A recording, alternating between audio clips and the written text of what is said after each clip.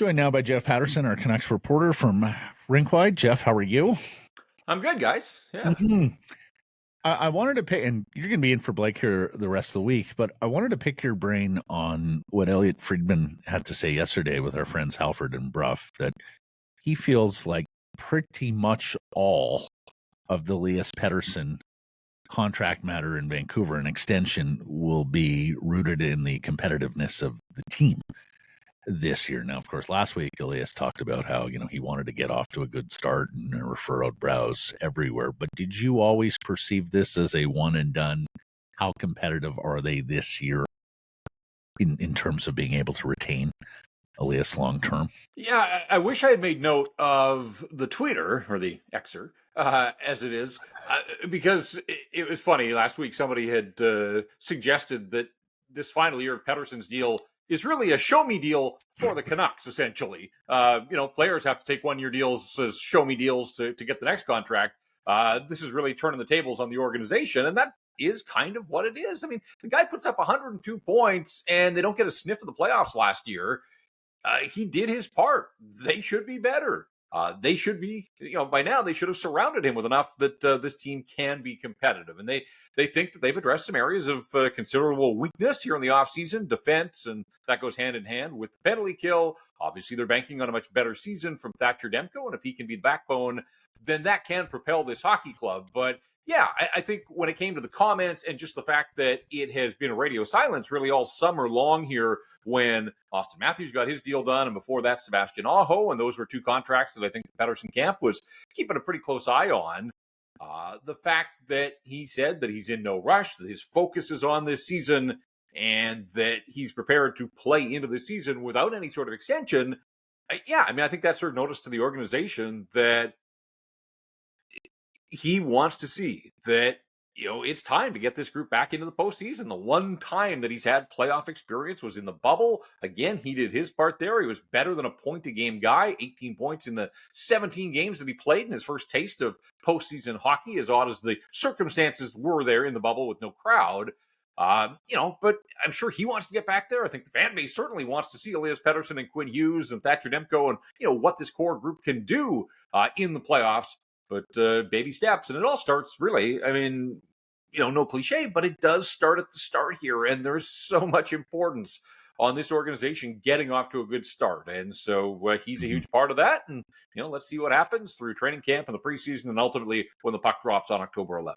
It's so curious to see how an organization would respond with that kind of pressure from a singular player, but such an important player. Like, does it guide their hand in management decisions? Does Jim Rutherford, Patrick Allvin, Sean Payton, do they all consider this, when they're making decisions throughout the course of the season as to, a player move? Like, does that put pressure on a Tyler Myers trade so that they can do another move down the way? You thinking they're going to claim Bradley Roby on waivers here by tomorrow at noon?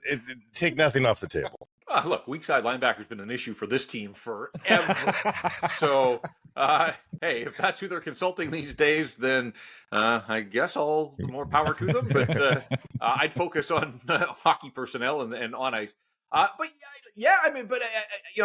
say, like, yes, perhaps, but that's what got this organization into trouble in the past in previous regimes. The short-term thinking, trying to address immediate needs without an eye towards the future. Like, if Elias Pettersson's put them on notice with his actions or his lack of action this summer, the bulk of the heavy lifting was done in and around July 1st when they went out and they got the defenseman that they wanted, and they got Teddy Bluger, and then, the addition of P.S. Suter is a nice one. And I do think that that's an upgrade at that third line center position, and it's going to help the hockey club. But I don't see them sitting back in the corner office at Rogers Arena and saying, well, he doesn't have his extension, we've got to plow ahead here and make a whole bunch more organizational moves out of the gate. Like, I think they've set their team in the short term here, not to say that they can't make a move or two and tweak, but I think they now as an organization want to go forward into the season with the cast that they've assembled, and then they see. But it comes back to the start. They open with back-to-back against McDavid and Draisaitl and the Oilers. Like, in this marketplace, guys, we know how this market reacts. Like, if they go 0-2 right out of the gate, and the second game's in Edmonton, and then they're on a Far East road trip. Like, there will be angst, there will be hand-wringing. It really, to me, it plays like, I don't want to get way out in front of myself, but it does feel like it puts a premium on getting a win, at the very least, get a split against the Oilers, who had the best power play in the National Hockey League and really in modern National Hockey League history. And we know the foils of the Canucks penalty kill. Again, they think they've upgraded. It's going to be put to the test in the first 2 nights of this season. Well, and especially, Jeff, like, they go to the Florida teams on that road trip. Like, those are not easy games. Those are 2 quality hockey clubs. Then Nashville a couple times, St. Louis and the Rangers. So, no, this is not exactly an easy handshake October for the Vancouver Canucks. You're quite right. A 3rd consecutive bad October to knock you out of the proceedings by Remembrance Day would be absolutely rock bottom for this team. Here's something else I wanted to ask you about. And Blake was quicker to pick up on this than me. And don't get me wrong, I'm not saying the market has turned on Elias, because I don't believe that's the case. I think there's a lot of people who assign blame to the Vancouver Canucks and what you just talked about, that the chickens come home to roost when you're a poorly run organization that makes so many short-sighted decisions as they have over the last decade. But I sense some genuine disappointment and even some anger amongst Canucks fans towards Elias and towards the spot that effectively he's put the club in, and of course the narrative that will have been created by this will he or won't he re-sign this year. Yeah, I think that's highly misguided. This is a hockey player that is on the cusp of signing perhaps the biggest deal in Vancouver Canuck history, depending on the term. And in an environment where the salary cap is going up, like, how could you knock this guy and his camp for trying to be prudent and patient and see what's happening around them and take all of that into account? So this notion that it was, priority number 1 for the Vancouver Canucks here in the offseason, it takes 2 sides to get a deal done. And it always felt like the Patterson camp was going to play the waiting game here. So I think this is a savvy market. I think most people understand sort of all that's at play here. And perfect world, would you have Elias Pettersson locked up and you'd go to camp and everything would be rosy? Sure, but it's not a perfect world. And all of these factor into what is going to be a big decision, not only for Patterson, but obviously for the organization. And if he can back up last year, guys, I mean, he's got a 102-point season in his back pocket, but this is a platform year. If he backs it up again, then like he holds all the cards. I think he holds most of the cards as it is right now. But if he can back up a 102-point season with anything close to that, like, he can basically say, write me a check at this point, at this number. The Canucks don't want to lose a guy that's had consecutive 100-point seasons. And so the way I see it, now, there is some pressure on him to back that up. And I fully expect that he's going to have another terrific season if he stays healthy. I think, that's just how good a player he is. And I do think that they've upgraded and they've made this team around him a little bit better, and that should help. But boy, if he can have another monster season in a platform year, to me, absolutely he calls the shots. And I think the Canucks are going to have to dance to whatever tune he is playing when they eventually get around to final negotiations. Speaking of backing up a season, Mr. Kuzmenko also needs to back that up and show that this is just what he is in the National Hockey League. The problem is he's set the bar awfully high for himself. Now, the situation, you can argue, is actually just going to get better. There's better depth probably for the Canucks as a roster. I don't know that there's a reason why the power play should slip any. In fact, it might potentially even get better with new eyes upon it. Is there any reason to believe that Kuzmenko can't do what he just did? I mean, the math tells you that with the shooting percentage that there's probably going to be some regression, even though that he scores so many goals where shooting percentage didn't really factor in the tap-ins and the backdoor plays. And, I mean, it's like a basketball player whose shooting percentage is high because all he does is dunk the ball. That's what Kuzmenko did. So, I fully expect, I can't see a world in which he's not playing with Elias Pettersson from the outset. The chemistry was undeniable. I think they complement each other. Who's on their wing, that's still to be determined. That's what training camp and the preseason is for. I'm sure Rick Tocchet has some line combinations written on a whiteboard somewhere at Rogers Arena.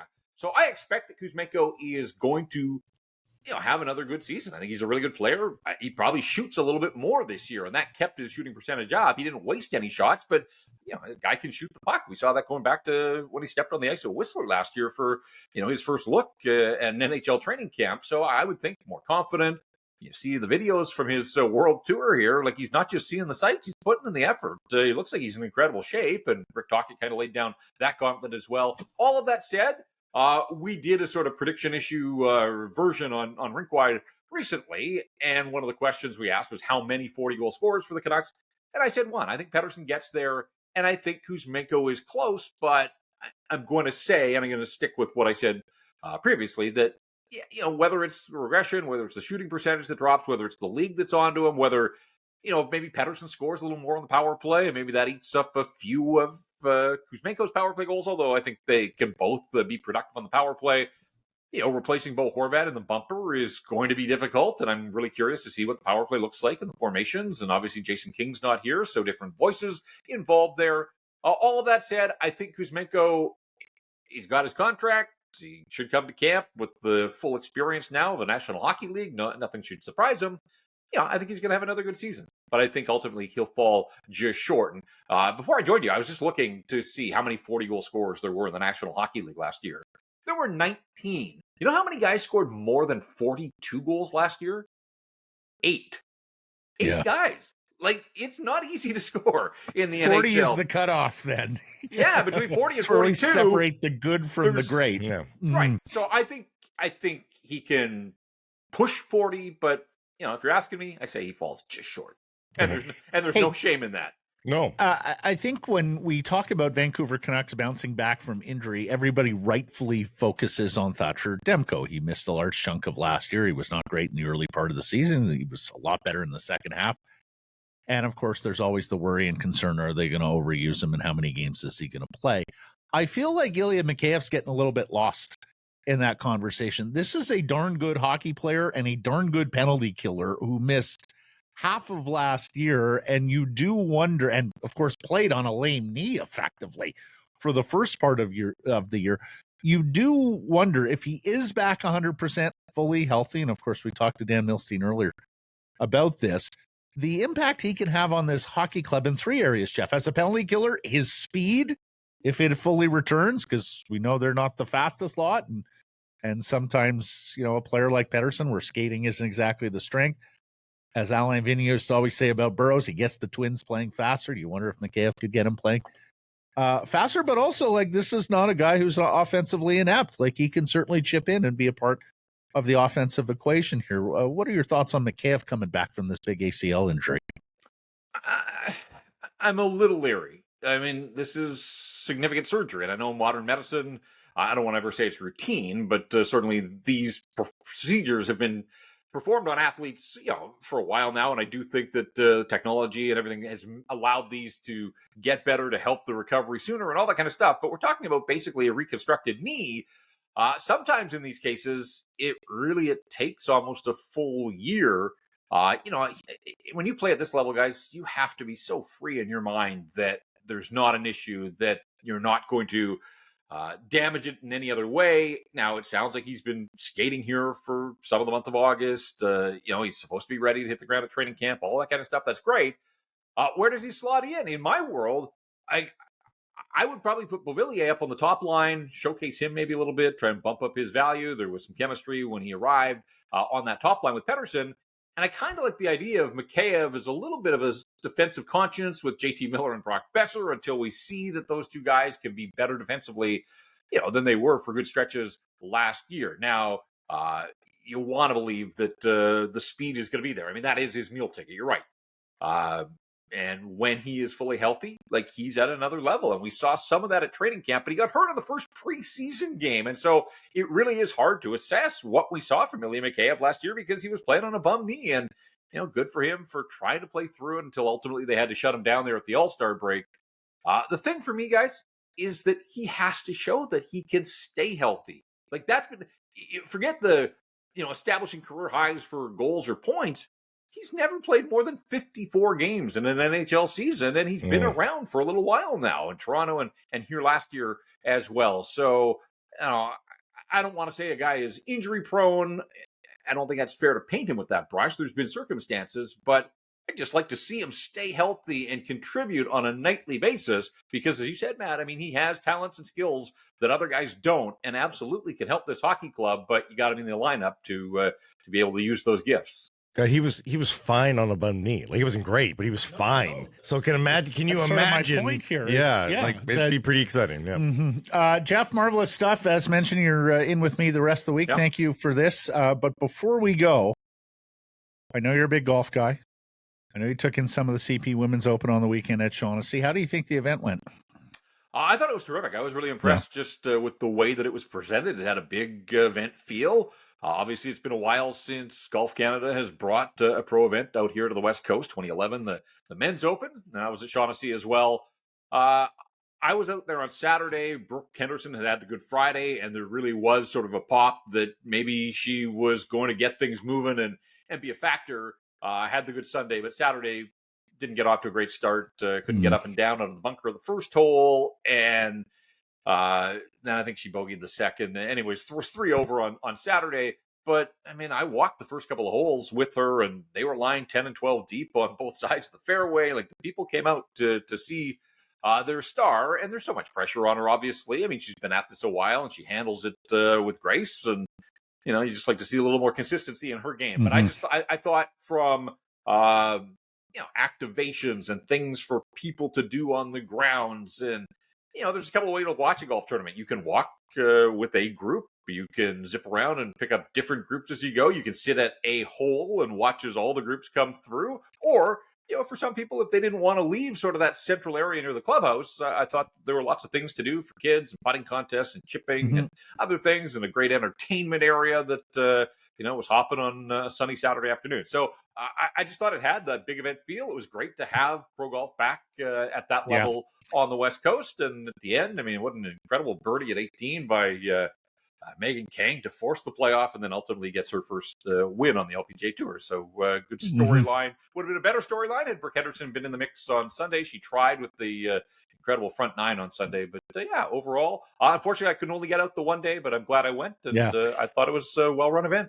Well, a couple of things. First of all, she can see clearly now with the glasses. The oddity being she played without wearing contacts in the past, which is just mind-blowing for some.